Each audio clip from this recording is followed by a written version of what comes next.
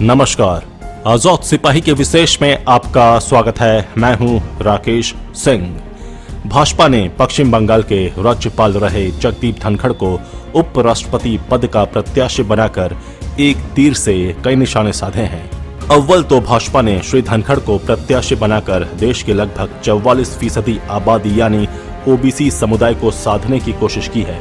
वहीं दूसरी तरफ भाजपा ने राजस्थान, हरियाणा और उत्तर प्रदेश में नाराज चल रहे जाटों और किसानों को साधने के लिए अपना दांव चल दिया है। खासकर कृषि कानूनों के विरोध में जो किसान भाजपा से नाराज चल रहे थे, शायद इस फैसले के बाद उनकी नाराजगी दूर करने में मदद मिलेगी।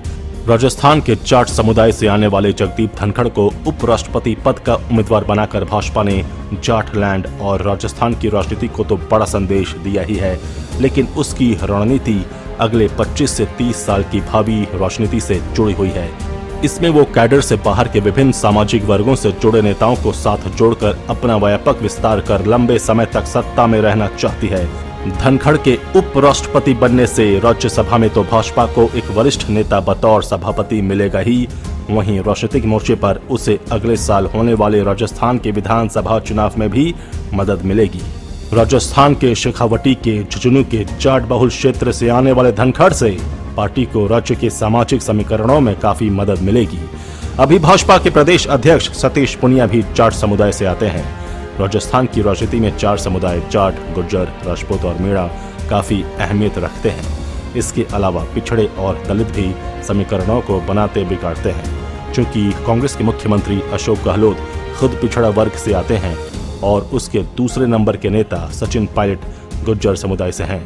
ऐसे में भाजपा का भावी समीकरण जाट, मीणा और राजपूत के साथ अन्य वर्गों को जोड़ने पर टिका हुआ है। इन तमाम राजनीतिक समीकरणों के साथ किसानों की नाराजगी भी दूर करना भाजपा का एक मकसद था, जो अब पूरा होता दिखाई दे रहा है।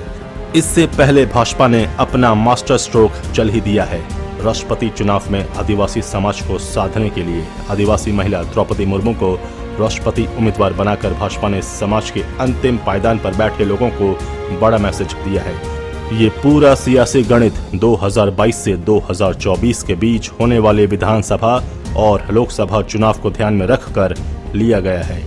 जगदीप धनखड़ को उपराष्ट्रपति पद का प्रत्याशी बनाने के पीछे की राजनीति का विश्लेषण करती आजाद सिपाही के विशेष संवाददाता राकेश सिंह की खास रिपोर्ट। राष्ट्रपति का चुनाव खत्म होने के बाद अब देश भर की उत्सुकता उपराष्ट्रपति पद के लिए होने वाले चुनाव को लेकर है। हालांकि संसद के दोनों सदनों की वर्तमान स्थिति को देखते हुए भाजपा के प्रत्याशी जगदीप धनखड़ के चुने जाने में कोई संदेह नहीं है। फिर भी संयुक्त विपक्ष की प्रत्याशी मार्गरेट अल्वा के साथ उनका मुकाबला दिलचस्प होगा, इसमें कोई संदेह नहीं है। इस चुनाव के इतर एक और दिलचस्पी इस बात को लेकर है कि भाजपा ने जगदीप धनखड़ को उपराष्ट्रपति पद का उम्मीदवार क्यों बनाया। वो पश्चिम बंगाल के राज्यपाल थे और ठीक ठाक काम कर रहे थे। ममता बनर्जी सरकार के साथ 36 का रिश्ता रहने के बावजूद वो राजभवन की अहमियत को कई अवसरों पर साबित कर चुके थे। ऐसे में उनको उपराष्ट्रपति पद का प्रत्याशी बनाने के पीछे की सियासत को जानना बेहद जरूरी हो जाता है। तमाम अटकलों से परे उपराष्ट्रपति प्रत्याशी के रूप में जगदीप धनखड़ का चयन थोड़ा चौंकाने वाला जरूर है, लेकिन भाजपा ने इसके सहारे राज्यसभा के संचालन के साथ साथ राजनीति को साधने की भी कोशिश की है। माना जा रहा है कि एक ही झटके में राजस्थान, हरियाणा और पश्चिमी उत्तर प्रदेश को संदेश दिया गया है। जाटलैंड से आने वाले धनखड़ कानूनी मामलों के विशेषज्ञ हैं। वो सुप्रीम कोर्ट के वकील रह चुके हैं और झुंझुनू से लोकसभा सीट जीतने के बाद वो केंद्र में संसदीय कार्य राज्य मंत्री का काम भी देख चुके हैं। उनका राजनीतिक जीवन लगभग 3 दशक लंबा रहा है।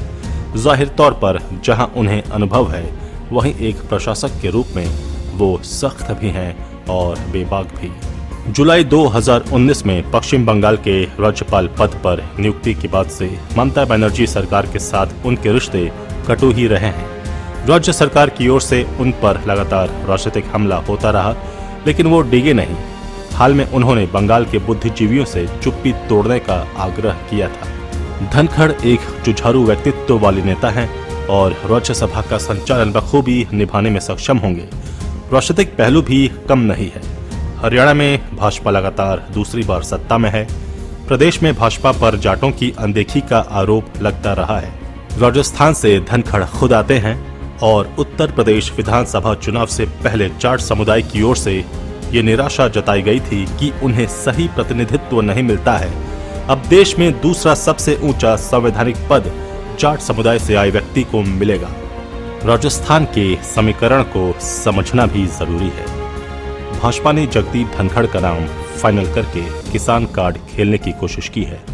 कृषि आंदोलन के बाद से किसानों में केंद्र की मोदी सरकार को लेकर काफी नाराजगी रही है। उधर धनखड़ किसान परिवार से आते हैं, इसलिए भाजपा धनखड़ को उपराष्ट्रपति जैसा सम्मानित पद देकर किसानों की नाराजगी कम करना चाहती है।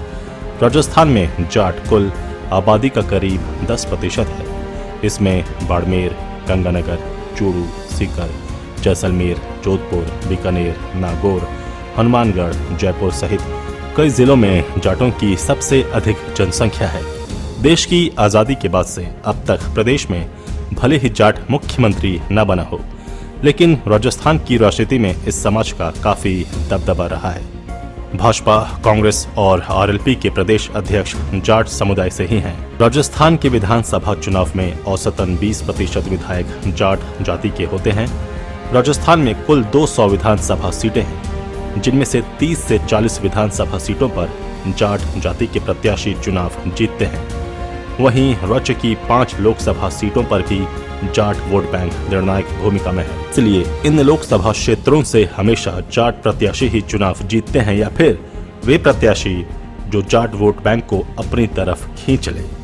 राजस्थान में 2023 के आखिर में विधानसभा चुनाव होना है। ऐसे में भाजपा धनखड़ के जरिए सियासी लाभ उठाने की पूरी कोशिश करेगी। जगदीप धनखड़ को किसने किसने दिया समर्थन? पश्चिम बंगाल के राज्यपाल जगदीप धनखड़ को भाजपा की अगुवाई वाले एनडीए ने उम्मीदवार बनाया है। धनखड़ को अब तक Bhajpa, JDU, Apna Dal Sonelal, BJD, AIADMK, YSR Congress, Lok Janshakti party, NPP, MNF, NDPP, Republican party of India Athawale जैसे दलों का समर्थन मिला है।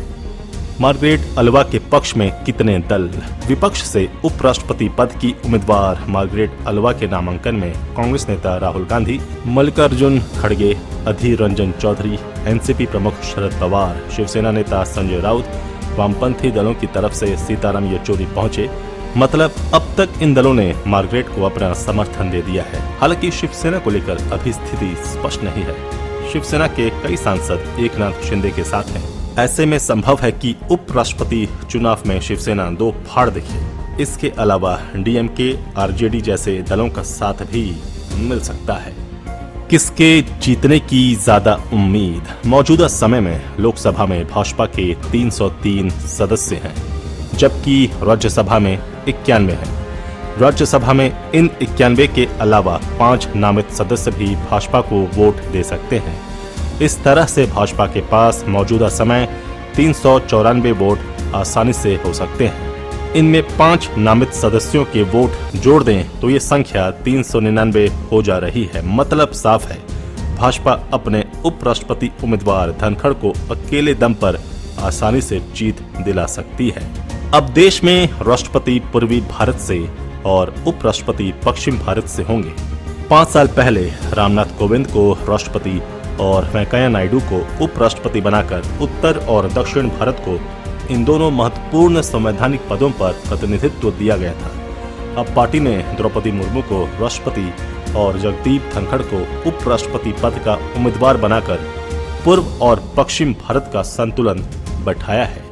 आजाद सिपाही के विशेष में अभी इतना ही। आप हमारे इस YouTube चैनल को जरूर सब्सक्राइब करें। आप हमारे Facebook पेज को भी जरूर फॉलो करें और भी अधिक खबरों के लिए पढ़ते रहिए अपना लोकप्रिय दैनिक अखबार आजाद सिपाही।